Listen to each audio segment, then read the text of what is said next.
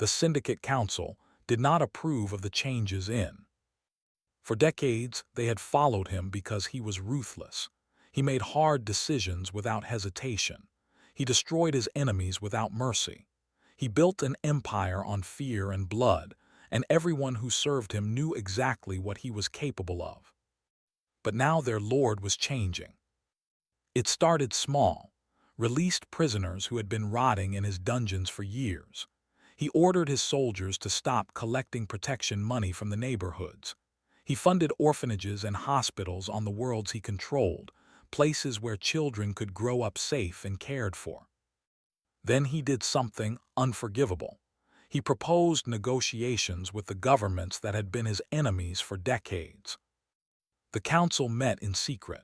They had served faithfully for years, but their loyalty had limits.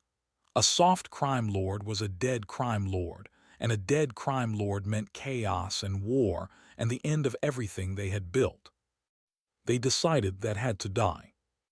The assassination attempt came during a feast. Had gathered his family and his closest advisors for a celebration. His children were there, dressed in fine clothes, their silver-blue skin glowing in the candlelight. Was there too, sitting beside them, wearing a dress that she still did not feel comfortable in. It should have been a happy night. The doors burst open, and 30 armed soldiers poured into the room. They wore the black armor of the Syndicate, but their faces were hidden behind masks, and their weapons were already aimed at. The guards protecting the family tried to fight back. They were outnumbered and, one by one, they fell, their bodies crumpling to the ground in spreading pools of blood. The children screamed. Did not think. She grabbed the twins and pulled them behind her, putting her body between them and the assassins. She had no weapon. She had no armor. She had nothing but her flesh and bone and the desperate need to protect the children she had come to love. "Stay behind me," she said. Her voice was calm, steady, even though her heart was racing. "Do not move, do not look." The leader of the assassins walked toward them, his weapon raised. He looked with cold eyes and laughed. "The human," he said, "the human who made our Lord weak. Do you think you can stop us? Do you think your soft human body can protect these children from plasma fire?" "I do not know," said, "but I am going to try." The assassin raised his weapon. 2 plasma bolts hit in the chest. The pain was beyond anything she had ever imagined. It was fire and ice, and the feeling of her body being torn apart from the inside. She fell backward, her legs giving out beneath her, her blood spreading across the floor in a dark red pool. The children were screaming her name, could hear them distant and muffled like voices underwater. She wanted to tell them that it was okay, that she loved them, that they needed to run. But she could not make her mouth work. She could not make anything work. What happened next, she only learned later. Saw the woman who had changed his life fall to the ground. He saw his children clinging to her body, crying and screaming and begging her not to die. Something inside him broke. Something else took its place. He killed the assassins himself. All 30 of them, with his bare hands. When it was over, he knelt beside and gathered her broken body in his arms. Her eyes were closed and her breathing was shallow and her skin was growing cold. The doctors came and said that her injuries were fatal. Humans were fragile creatures. There was nothing they could do. Refused to accept it. He called in every favor he had ever earned. He demanded technologies that had never been tested on humans. He offered his fortune, his power, his very life to anyone who could save her. And somehow, impossibly, it worked. Woke up 2 weeks later in a medical pod, surrounded by machines and tubes and blinking lights.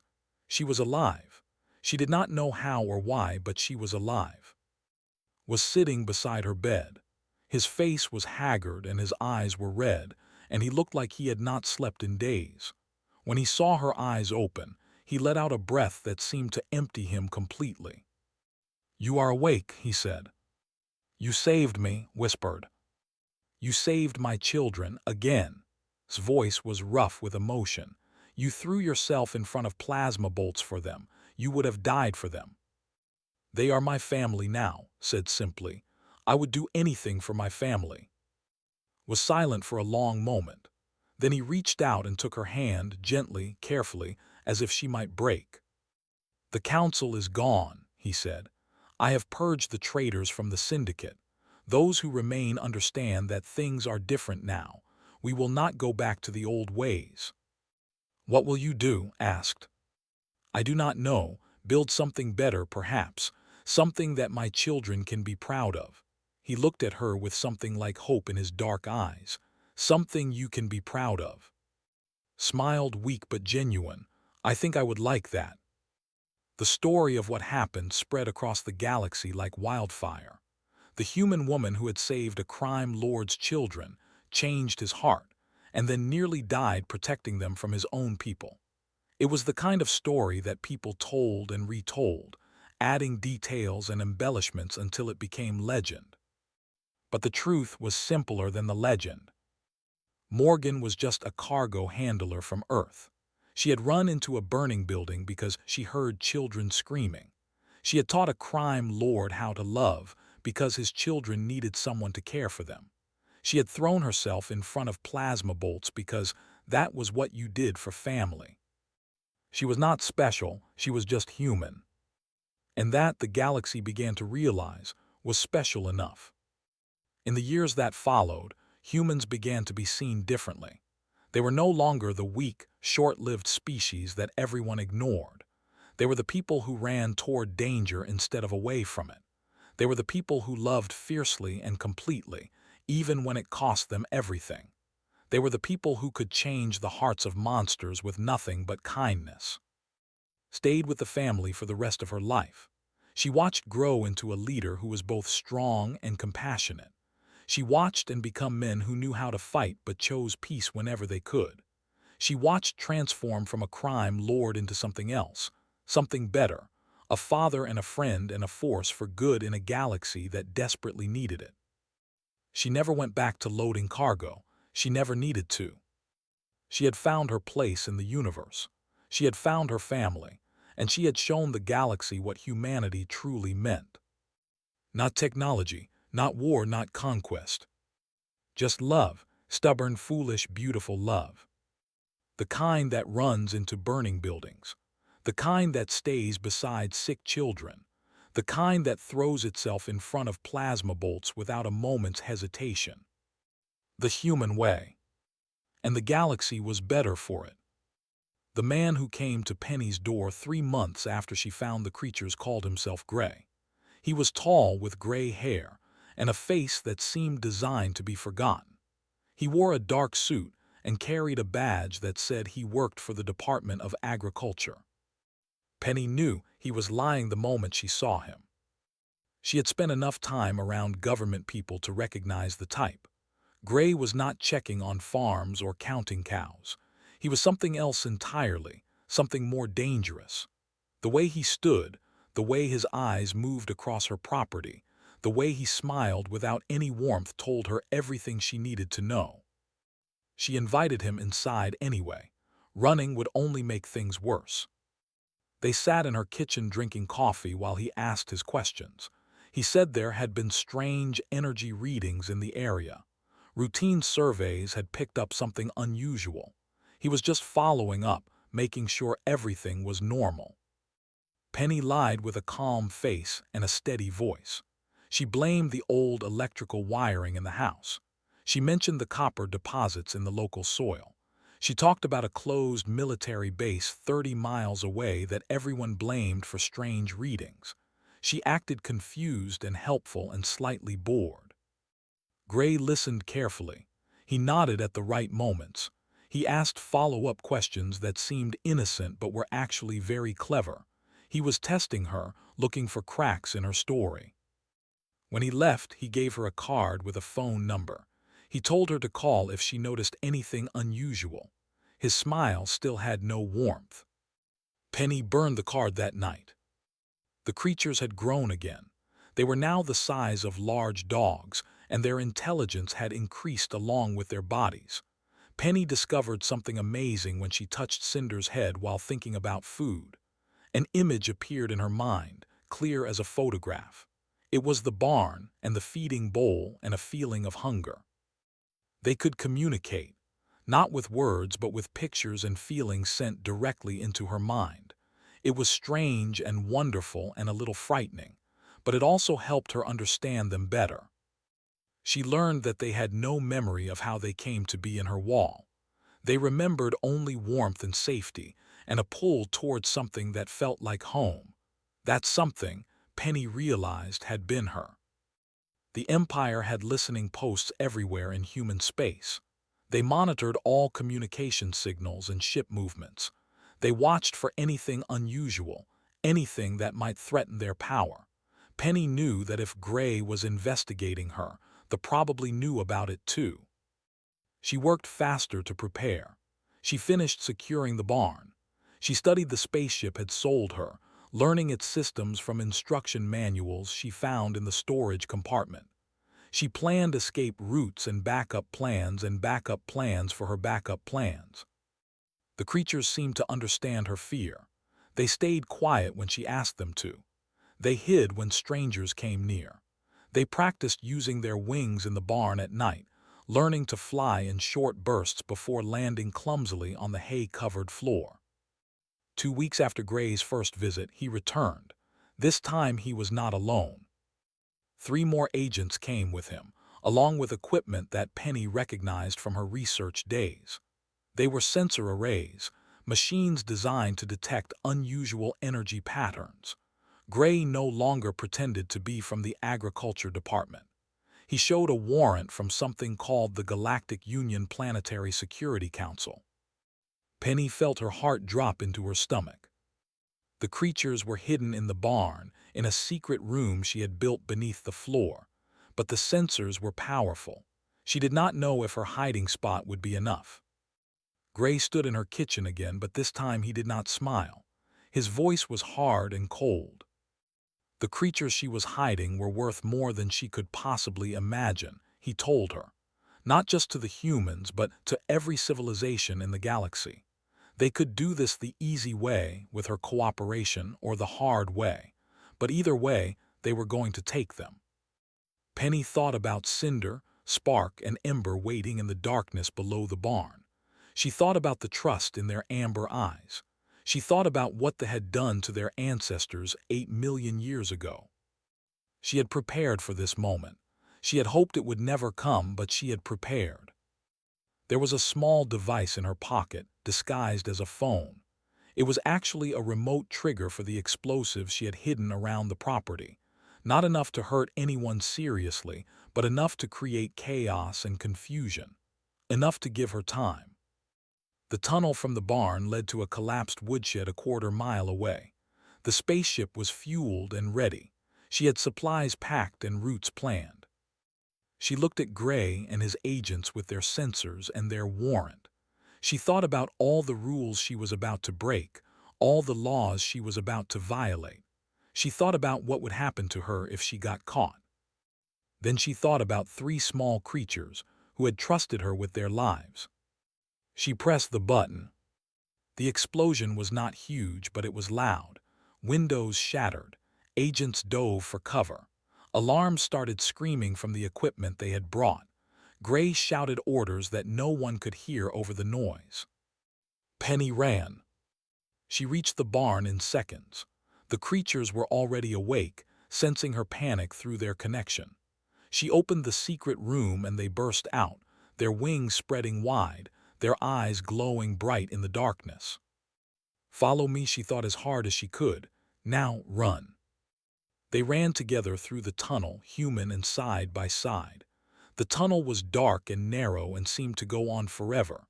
Penny could hear her own breathing, loud and fast. She could hear the creatures moving beside her, their claws clicking on the ground. They emerged from the woodshed into cool night air. The spaceship was ahead, a dark shape under its cover. Penny tore the cover away and opened the hatch. Get in, she thought, hurry. The creatures jumped inside. Penny followed, pulling the hatch closed behind her. She ran to the control panel and started pressing buttons, trying to remember everything she had learned from the manuals. The engine hummed to life. The ship began to rise. Through the window, she could see lights approaching from her farmhouse. Gray and his agents had recovered faster than she expected. She pushed the throttle forward. The ship shot into the sky, pressing her back into the seat. The lights below grew smaller and smaller until they disappeared entirely. They had escaped for now. Penny set a course for the periphery, the lawless region beyond the borders of civilization. It was dangerous and wild and filled with criminals, but it was also the only place where they might have a chance to hide. Behind her, Cinder, Spark, and Ember huddled together on the floor. They were scared but alive. They were free. Penny looked at the stars ahead and wondered what would happen next. She had just become a fugitive. She had just declared war on the most powerful empire in the galaxy. But she had kept her promise. She had not let anyone hurt them. That would have to be enough. The journey to the periphery was supposed to take 4 days. It took almost 5 because Penny had never actually flown a spaceship before. She had studied the manuals. She had memorized the controls. She had practiced in her mind 1,000 times. But actually flying through space was different from reading about it. The ship lurched when she tried to change direction. It spun when she meant to slow down. At one point, she accidentally turned off the artificial gravity, and everyone floated around the cabin until she figured out how to turn it back on. The creatures found it amusing. They tumbled through the air and caught each other with their tails. Their laughter echoed in Penny's mind like silver bells. By the second day, she had learned enough to keep them moving in a straight line. By the third day, she could navigate without constantly checking the computer. By the fourth day, she almost felt like a real pilot. The creatures continued to grow during the journey. They were now the size of ponies, too big to fit comfortably in the small ship. Their scales had deepened in color, becoming rich purple and brilliant gold. Their wings had grown strong enough to carry them. Their minds had become sharper and clearer. They did not need to eat anymore. Penny discovered this on the second day when she tried to feed them and they refused. Instead, they pressed their bodies against the ship's reactor core and seemed to absorb energy directly from it. The ship's power readings dropped slightly, but not enough to cause problems. They were changing, becoming something more than what they had been. Something powerful. On the fourth day, a guild scout ship found them. The guild were hunters, the most feared in the galaxy. They tracked down fugitives for money, and they had never failed to capture a target. Someone had hired them to find Penny and her creatures. The bounty was 5 billion credits, enough money to buy a small planet. The scout ship appeared on Penny's sensors without warning. One moment the space around them was empty. The next moment, a sleek black vessel was flying alongside them, matching their speed exactly. Penny felt fear twist in her stomach. She had no weapons. She had no shields worth mentioning. She could not outrun a ship. Then Cinder moved to the front of the cabin and pressed his head against the window. His eyes glowed brighter than Penny had ever seen them. His scales began to shimmer with an inner light. "What are you doing?" Penny thought. "Helping," came the reply, a single word clear and strong in her mind. On the scanner, the scout ship suddenly changed course. It turned away from them and flew off in a different direction, moving fast until it disappeared from view entirely. Penny stared at the empty space where it had been. What just happened? "I told their machine we were something else," Cinder thought. "I told it we were a solar flare. It believed me." The creatures could control machines. They could reach into electronic systems and change what they saw. Penny had not known this was possible. The ancient records had mentioned that they could manipulate matter and energy, but she had not understood what that really meant. Now she was beginning to understand. They reached the edge of the periphery on the 5th day. The transition was not marked by any sign or border, but Penny could feel the difference. The space here felt wilder, less ordered. The stars seemed colder somehow. Their first stop was a place called Nexus Station, built into a giant asteroid that spun slowly through the void. It was the unofficial capital of the periphery, a place where criminals and refugees and desperate people came to disappear. Anything could be bought or sold there. Questions were not asked. Identities did not matter. It was also extremely dangerous. Penny docked the ship in a crowded hangar and told the creatures to stay hidden. They were too large now to move through the station without attracting attention, and attention was exactly what they needed to avoid. She locked the ship behind her and walked into the station alone. Nexus Station was loud and crowded and smelled like a dozen different species, all living too close together. Aliens of every shape and size moved through the corridors, buying and selling and fighting and loving. Penny kept her head down and tried not to stare. She needed supplies, she needed information, she needed help. What she found was trouble. She was sitting in a dark bar on one of the lower levels, drinking something that might have been alcohol and might have been engine cleaner, when a woman slid into the seat across from her. The woman was human, about 40 years old, with short dark hair and tired eyes. She looked like someone who had seen too much and stopped being surprised by anything. "You are the Dragon Lady," the woman said. It was not a question. Penny reached for the knife hidden in her boot. The woman raised her hands and smiled. She said her name was Tors. She said she was a facilitator, someone who helped people with problems find solutions. She said Penny had the biggest problem she had ever seen. Penny asked why she should trust her. Laughed. She said Penny should not trust anyone in the periphery, but she also said Penny did not have many choices. They had hired the guild to find her. The bounty was already posted. Every hunter in the sector was looking for her and her creatures. "What do you want?" Penny asked. Leaned forward. She said she wanted to help Penny disappear for a price.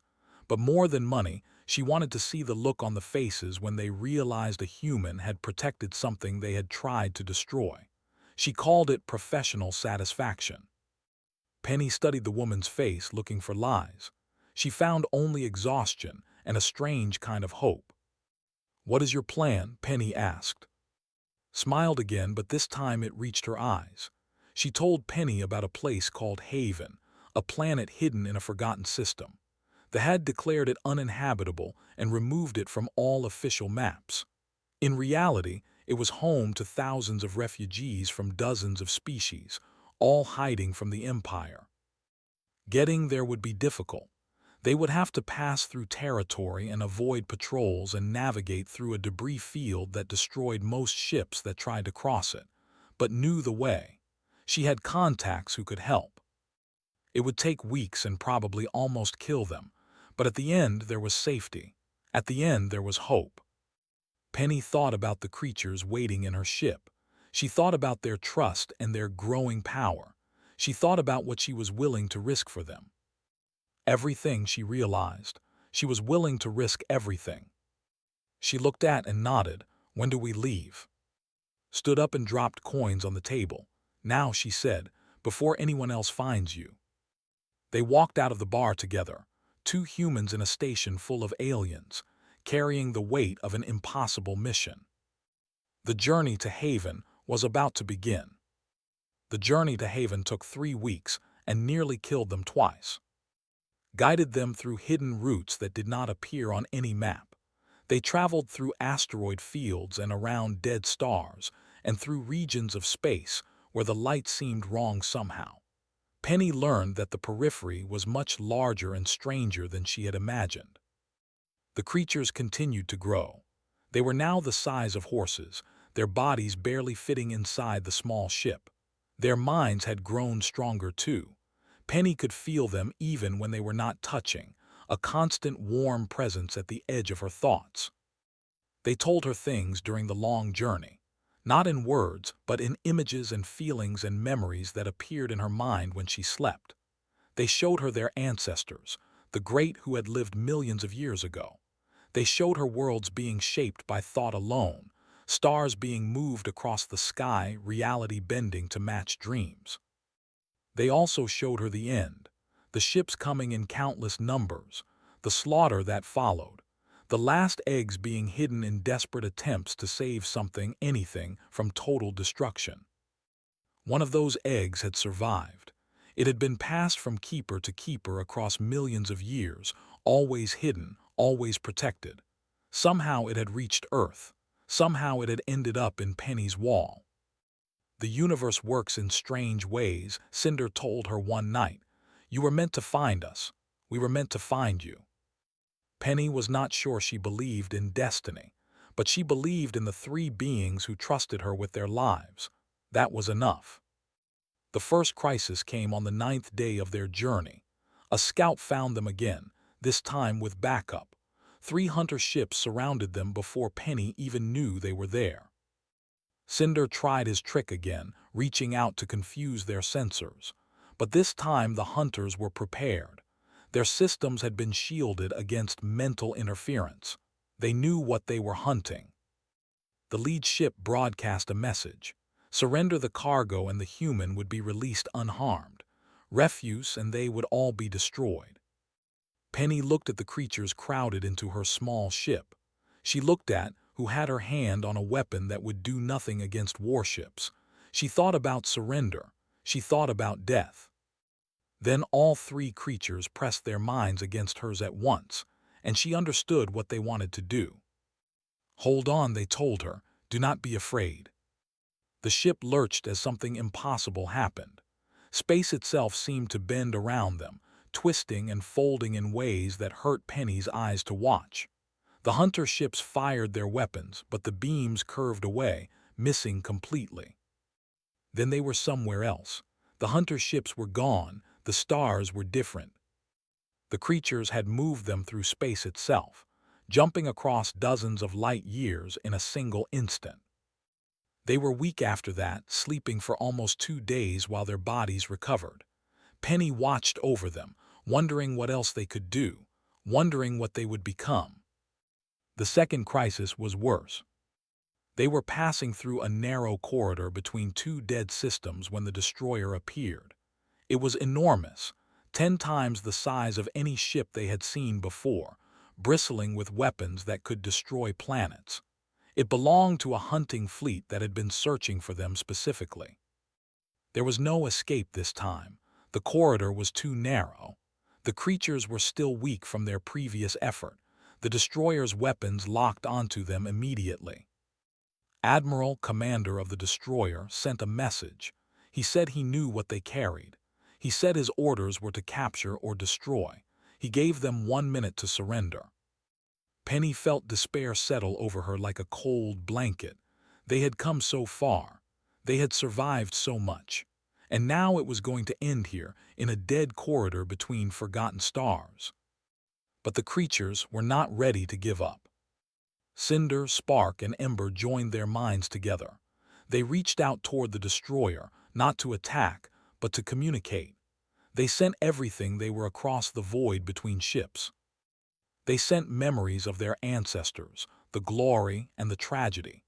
They sent the truth about what they had done millions of years ago, the genocide that had been hidden and forgotten. They sent forgiveness for sins committed before the current generation was born. They sent hope for a future that could be different.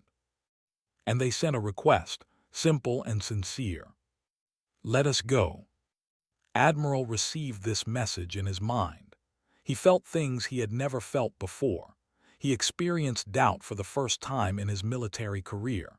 He remembered stories his grandmother had told him about the ancient times, stories that the official histories. His orders were clear. His duty was obvious. His entire future depended on following the rules. But something had changed in him, something small and quiet and new. He let them go. His crew was confused. His officers protested, but was the commander, and his word was law. He marked the encounter as a sensor error and continued on his patrol route. The small ship with its impossible passengers slipped past the destroyer and disappeared into the darkness beyond. 3 days later, they reached haven. The planet was beautiful in a quiet way. Green forests covered the mountains. Clear rivers ran through wide valleys. Small settlements dotted the landscape, built by refugees from 100 different worlds. When Penny's ship landed, people came out to meet them. They had heard stories about the Dragon Lady and her cargo. Word traveled fast in the periphery, and the message the creatures had sent to Admiral had been intercepted by resistance cells across the galaxy. For the first time in millions of years, beings everywhere knew that they lived, and they knew that a human had protected them. Penny stepped out of her ship and looked at the crowd gathering around her. She saw humans and vegans and in species she could not name. She saw hope in their eyes. She saw wonder. The creatures emerged behind her, spreading their wings in the sunlight for the first time in months. They were enormous now, larger than houses, their scales gleaming like polished metal. They were beautiful and terrible and magnificent. The crowd fell silent. Then slowly they began to cheer. Penny looked at Cinder, Spark, and Ember standing tall in the light of an alien sun. She thought about the scratching in her wall that had started everything. She thought about the choice she had made to feed them instead of reporting them. That small act of kindness had led here, to this moment, to this world, to this chance for something new. The galaxy was about to change, and somehow, impossibly, she was at the center of it. 1 year after Penny first heard the scratching in her walls, the largest fleet in galactic history gathered above Haven. They had assembled over 10,000 warships. They carried enough weapons to burn 100 worlds to ash. They came not just to capture but to send a message to every species in the galaxy. No one the Empire. No one protected what the Empire wanted destroyed. Admiral commanded the fleet from his massive flagship. He was old and experienced and completely loyal to the High Council. His orders were simple: no mercy, no negotiation, destroy everything. But when his ships arrived at Haven, they found something unexpected. A fleet of equal size waited for them, arranged in battle formation around the small green planet. Ships from 100 different species flew together for the first time in history. Human vessels flew alongside vegan carriers. Destroyers floated next to ships from species that had been enemies for thousands of years. The coalition had formed slowly over the past year, built through messages and meetings and shared hope. The story of the Dragon Lady had spread across the galaxy. The truth about the genocide had been revealed. Species that had suffered under Empire rule found common cause with each other. They were outmatched in technology. They were outmatched in experience, but they had something they lacked. They had the Cinder, Spark, and Ember rose from Haven's surface like living stars. They had grown into their full inheritance over the past year. Each one was now larger than most starships, their bodies covered in scales that shifted through impossible colors. Their wings could carry them through the void of space without any ship. Their minds could reach across light years. They took position at the center of the coalition fleet and opened their thoughts to every being on both sides of the confrontation. Their message was not a threat. It was not a demand. It was an invitation. They shared their memories of the ancient times when their ancestors had ruled the stars. They shared the mistakes those ancestors had made, the arrogance and isolation that had led to their downfall. They shared their determination to be different, to learn from the past instead of repeating it. They offered the choice that had never been offered before. Join us, they said. Help us build something new. A galaxy where power is shared, where different species work together instead of fighting, where no one rules and no one serves. Or continue alone. Continue the old ways. Continue until there is nothing left. Admiral received this message in his mind. He felt the weight of millions of years of history pressing down on him. He thought about his orders. He thought about his duty. He thought about the empire he had served his entire life. Then he thought about his children, the future they would inherit. The High Council wanted war. They wanted to maintain their power at any cost. They did not care how many died or how much was destroyed. They cared only about control. But was tired of control. He was tired of fear. He was tired of watching species suffer under empire rule. He ordered his fleet to stand down. The silence that followed lasted only a moment. Then his officers began to protest. Some of his captains refused to follow the order. A few ships broke formation and prepared to attack anyway. The coalition moved to intercept them. Battle seemed inevitable. But they acted first. They reached out to the rebellious ships and touched the minds of everyone aboard. They did not force anything. They simply showed them the truth. The whole truth, without propaganda or lies. They showed them what the galaxy could become if they chose peace. One by one, the rebellious ships powered down their weapons. One by one, their crews accepted what they had been shown. The battle never happened. It took years to build what came next. Years of negotiations. Years of difficult conversations. Years of learning to trust former enemies. Some refused to accept the new order and had to be contained. Some coalition members wanted revenge and had to be calmed. There were setbacks and failures and moments when everything seemed ready to fall apart. But slowly, carefully, a new structure emerged. Not an empire ruled by one species, but a federation where all voices mattered. They joined as equals, their military power balanced by the power of the coalition. Humans played a larger role than anyone expected, their young species proving surprisingly good at diplomacy and compromise. And at the center of it all always were the Cinder, Spark, and Ember did not rule. They had learned that lesson from their ancestors. Instead, they served as mediators when disputes arose. They healed wounds that seemed unhealable. They reminded everyone constantly of what they had almost lost and what they had gained instead. They were valued beyond any price, not in credits but in hope. Penny returned to Earth eventually. She visited her grandmother's old farmhouse, which had become a historical landmark. Tour groups came every day to see where the Dragon Lady had lived, where she had cut a hole in her wall and found something impossible. She stood in her old bedroom and looked at the patched spot on the wall. She thought about the scratching she had heard that first night. She thought about the choice she had made. She could have reported the creatures. She could have followed the rules. She could have protected herself instead of 3 tiny beings she did not understand. But she had chosen kindness instead. She had chosen to help something that needed help without knowing what it would cost or where it would lead. That small choice had changed the galaxy. Cinder appeared beside her, his massive form somehow fitting into the small room through methods Penny no longer questioned. He pressed his great head against her hand, and she felt his warmth, his love, his gratitude. "You taught us what humans could be," he told her. "You showed us that power is not everything, that compassion matters more than strength."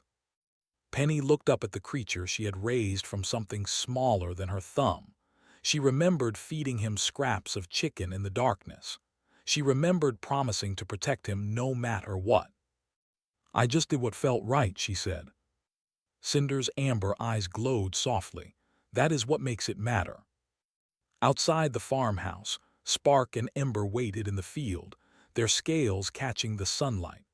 Children from the local town had gathered to watch them, laughing and pointing and dreaming of their own adventures. The galaxy had changed forever because one woman had chosen to feed the rats in her wall. Because she had looked at something strange and frightening and seen something worth protecting. That was the human way, Penny realized. Not conquering or ruling or dominating, just helping when help was needed, just choosing kindness when kindness was possible. It was the most human thing she could have done, and it had changed everything.